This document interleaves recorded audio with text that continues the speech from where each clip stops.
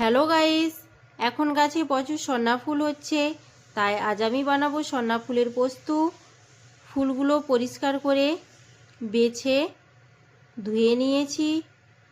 শিলনোড়াতে পোস্তগুলো পিনো করে বেটে তুলে নিলাম। পোস্ততে লঙ্কা গুঁড়ো, জিরে গুঁড়ো দিয়ে দিলাম। কড়াইতে পরিমাণ মতো তেল দিয়ে দিলাম। তাতে পেঁয়াজ কুচি, আদা বাটা, রসুন বাটা দিয়ে লাল করে ভেজে সন্না ফুলগুলো দিয়ে দেব। পরিমাণ মতো নুন দিয়ে দিলাম। কড়াইতে লেগে গেছে বলে সামান্য জল দিয়ে নেড়ে নিলাম।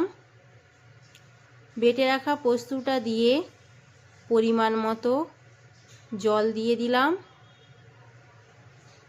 এরপর সেদ্ধ হওয়ার জন্য ঢাকা দিয়ে দেব।